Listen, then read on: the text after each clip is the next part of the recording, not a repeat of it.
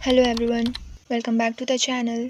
आज का जो केस है वो भूत प्रेत से रिलेटेड है, जैसे कि पैरानॉर्मल चीज़ें, ऐसी एक्टिविटीज़ जो हर किसी को फील नहीं होती है, कुछ ऐसी एनर्जीज जो इस वर्ल्ड में है लेकिन हर किसी को फील नहीं होती है, ना ही हर किसी को दिखती है।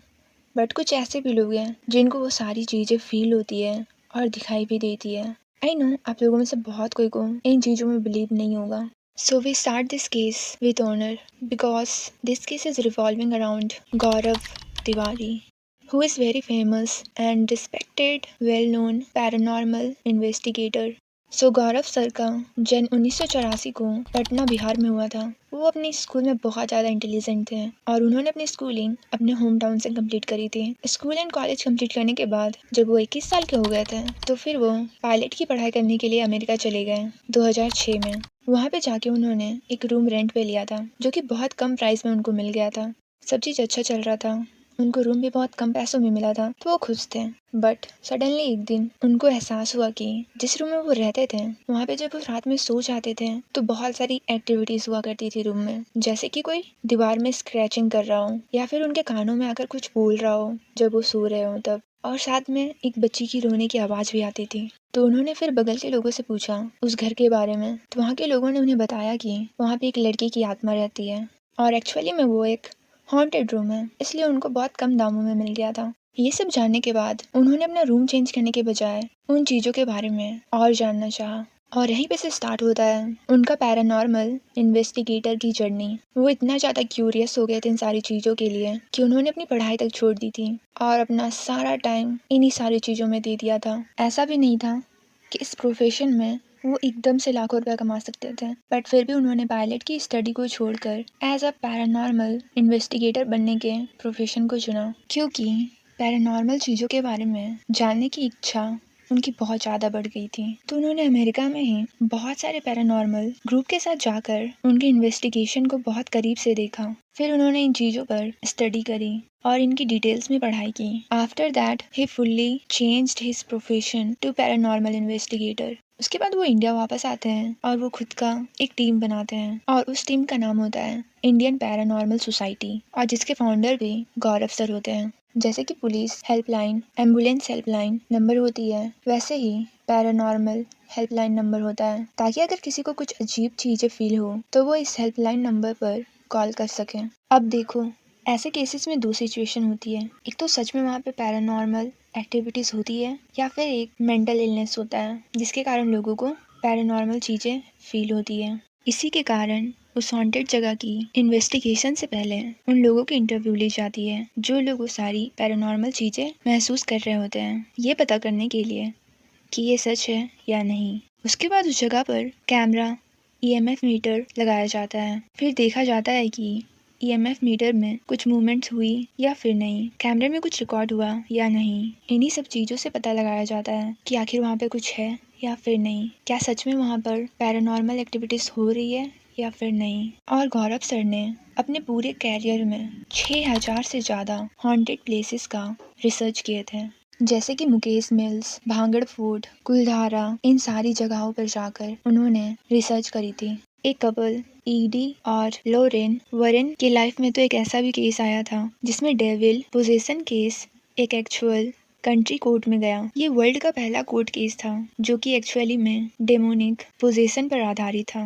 इसलिए गौरव सर की एक खास बात ये थी कि वो जब भी इन्वेस्टिगेशन करते थे उसे साइंस से रिलेटेड किया करते थे। वो हमेशा साइंस को माइंड में रखते हुए अपने हॉन्टेड प्लेस को इन्वेस्टिगेट किया करते थे। वो हर एक रीडिंग को एज प्रूफ रखा करते थे ताकि अगर कोर्ट में कोई बात चली गई तो वो कोर्ट के सामने इन चीज़ों को एज एविडेंस रख सके, क्योंकि एज वी नो कोर्ट सिर्फ प्रूफ पे बिलीव करता है। और जहाँ पे भी गौरव सर जाते थे पैरानॉर्मल एक्टिविटी के बारे में इन्वेस्टिगेट करने के लिए तो उन सारी चीज़ों को पूरी दुनिया के सामने प्रेजेंट करते थे, और अगर किसी जगह पे अफवाह फैली हो तो वो उसे भी क्लियर कर देते थे। इन्होंने बहुत सारे हॉन्टेड जगहों के मिस्ट्री के बारे में बताया है, बट इनकी मौत का मिस्ट्री ही रह गया।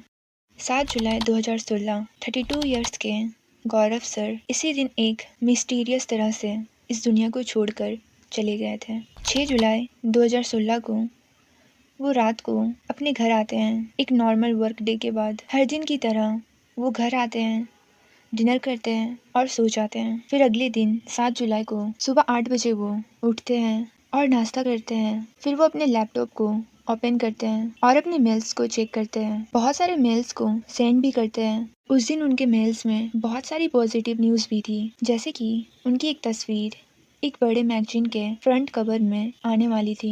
और इस बात से गौरव सर काफी खुश थे। सारे मेल्स को सेंड करने के बाद लगभग 11 बजे वो बाथरूम में चले जाते हैं नहाने के लिए। तब घर पे सारे लोग अपने काम कर रहे थे, जैसे कि उनके पापा, मम्मी और उनकी वाइफ। वो लोग सभी कोई अपने कामों में बिजी थे। लेकिन थोड़ी देर बाद सडनली बाथरूम में कुछ गिरने की आवाज आती है। फिर उनके फादर बाहर से ही आवाज लगाते हैं, बट अंदर से कुछ भी आवाज नहीं आती है। तो वो तीनों भागते हुए बाथरूम के दरवाजे को नॉक करते हैं, बट फिर भी अंदर से कोई रिप्लाई नहीं आता है। तो वो तीनों मिलके बाथरूम के गेट को तोड़ देते हैं और जैसे ही वो गेट टूटता है तो अंदर फ्लोर पर गौरव सर नीचे गिरे पड़े हुए दिखते हैं। वो लोग उसे गिरा हुआ देखकर उसे उठाने की कोशिश करते हैं, बट वो नहीं उठते हैं। फिर वो लोग तुरंत एम्बुलेंस को कॉल करते हैं और उनके गले पे एक काली निशान होती है, जिसे सब लोग देखते हैं। उनको हॉस्पिटल में ले जाया जाता है, बट उनके हॉस्पिटल पहुंचते ही डॉक्टर गौरव सर को डेड डिक्लेयर कर देते हैं। एक नॉर्मल सा दिन, हर चीज एक नॉर्मल वे में होता हुआ, बट सडनली बाथरूम जाते ही कुछ ऐसा होता है जो एक नॉर्मल सी सिचुएशन को एक ऐसे मोड में मोड़ देता है जिसके बारे में किसी ने दूर दूर तक भी नहीं सोचा था। यहाँ पे एक बहुत अजीब बात सामने आई थी कि गौरव सर के मौत से कुछ हफ्ते पहले वो अपनी वाइफ को कहा करते थे कि एक नेगेटिव फोर्स उनका पीछा कर रही है, एक नेगेटिव फोर्स उनको अपने तरफ बुला रही है और वो उन्हें बहुत परेशान कर रही है। लेकिन उनकी वाइफ ने इस बात को सुनने के बाद इसको इग्नोर कर दिया, क्योंकि उनको लगा कि ये काम के कारण स्ट्रेस में है, इसलिए ये ऐसी बातें कर रहे हैं। बॉडी को फिर पोस्टमार्टम के लिए ले जाया गया और सारी चीजें होने के बाद पुलिस ने रिपोर्ट में यही बताया कि उन्होंने खुद अपनी जान ली है। उनके मौत के बाद सोशल मीडिया में ऐसी बातें फैलने लगी कि उनकी मौत किसी आत्मा के चलते हुई है। लेकिन दिल्ली पुलिस ने इस बात को क्लियर कर दिया कि उन्होंने खुद की जान ली है और ये बताया गया कि उनके फ्यूचर प्रोजेक्ट्स फिक्स्ड नहीं थे और उनकी इनकम बहुत कम हो रही थी और शायद इसलिए उन्होंने ऐसा किया होगा। लेकिन आम जनता को और गौरव सर के चाहने वालों को इस बात पे बिलीव नहीं हो रहा था, और होगी भी तो कैसे। जो इंसान अपनी पायलट की स्टडी को छोड़कर एक ऐसे प्रोफेशन में जाता है जहाँ पे उसको पहले से पता होता है कि इस प्रोफेशन में उसकी इनकम ज़्यादा नहीं आने वाली है, तो फिर वो इंसान कैसे पैसों के कारण खुद की जान ले सकता है। As we all know, investigation एक सिस्टमेटिक वे से होता है और उस तरीके से भूत प्रेत पे बिलीव करके रिपोर्ट नहीं लिखा जाता है। और आज के टाइम में भी बहुत लोग ये मानते हैं कि उस दिन का कोई भी डाटा सेंस नहीं बनाता है। और गौरव सर की भी फाइनेंशियल कंडीशन उतनी भी खराब नहीं थी, ना ही उनकी घर की कंडीशन उतनी खराब थी। और उस टाइम ही गौरव सर को एक और इन्वेस्टिगेशन का केस मिला था। ये वही केस था जिससे वो कभी कंप्लीट नहीं कर पाए और जिसके दौरान गौरव सर की मिस्टीरियस मौत हो गई।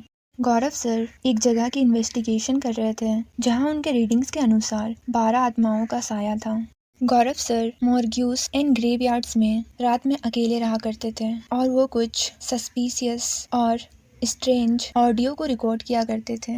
उन्होंने गिलोंग प्रिजन से भी कुछ फोटोज लिए थे, जो कि सबसे हॉन्टेड प्लेस था ऑस्ट्रेलिया का। बट कुछ टाइम के बाद उन्हें कुछ शैडोज दिखाई देने लगी थी उस फोटोज से, जो कि उनके तरफ भी दिख रही थी। गौरव सर ने बहुत सारे टीवी शोज में भी काम किया है, जैसे कि MTV girls night out with Ranvijay Singh, haunted weekends with Sunny Leone, आज तक, live India, news 24, star TV, GTV, fear files, डर की सच्ची तस्वीरें, और यहाँ तक कि उन्होंने ऑस्ट्रेलिया के कई रियलिटी टीवी शो में भी काम किया है और उनको as a guest paranormal radio shows में भी बुलाया जाता था। और यही वो मिस्ट्री है जिनका आंसर उनके चाहने वालों को आज तक नहीं मिला है।